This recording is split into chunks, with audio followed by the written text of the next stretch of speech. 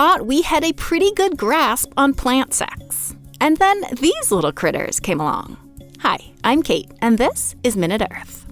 We've known for a long time that animals often move pollen from flower to flower, fertilizing plants. All sorts of critters pollinate all sorts of plants. But as far as scientists knew, this process only happened on land, or at least above the water. But in 2016, researchers discovered that animal pollination also happens underwater. Itty-bitty crustaceans and worms visit certain species of seagrasses and seaweed. They pick up the sticky mucousy pollen, or spermatia, basically a seaweed's version of pollen, and ferry them, sometimes over considerable distances, to the seagrasses and seaweed's female reproductive organs. The details are really cool, but they aren't actually what I find most interesting about this discovery. What blows my mind is that despite scientists knowing for a long time that animal pollination is an important and really common process above the water, a full 80% of plants are pollinated by animals, we're just now realizing that it's also happening underwater. There are a bunch of different reasons for this gap in our knowledge. First, the physics of animal pollination underwater seem pretty unlikely. Seawater is almost 800 times denser than air, and it's often in motion. It didn't seem like animals small enough to pollinate the tiny flowers that exist underwater would be able to move easily between them.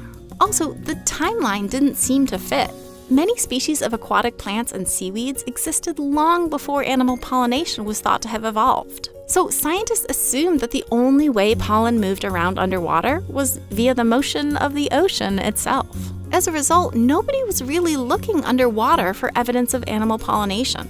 And it isn't exactly an easy process to simply stumble across, seeing as it happens at night on a tiny scale. Many of these pollinators are no bigger than the tip of a pencil. It took a few very observant, very open-minded researchers to figure out that aquatic animals can, and do, act as pollinators. And in some ways, this discovery isn't actually that big a deal. Most of the pollination of these seagrasses and seaweeds, and most underwater pollination in general, probably does happen via the motion of water. So at least ecologically, underwater animal pollination is probably a relatively minor phenomenon. But the fact that it exists at all is a big deal, because it upended what was basically scientific dogma, and forced scientists to take another look at some of their underlying assumptions. These tiny pollen-toting critters are a reminder that science is done by humans, and what seems logical to humans isn't necessarily how the world actually works. Nature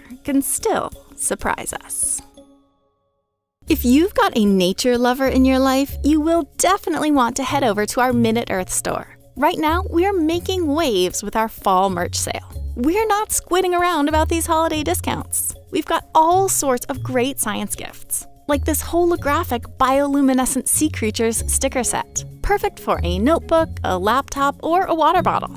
And we've also got a book that answers all your most pressing science questions, a Serengeti pin set, science posters, nerdy shirts, and more.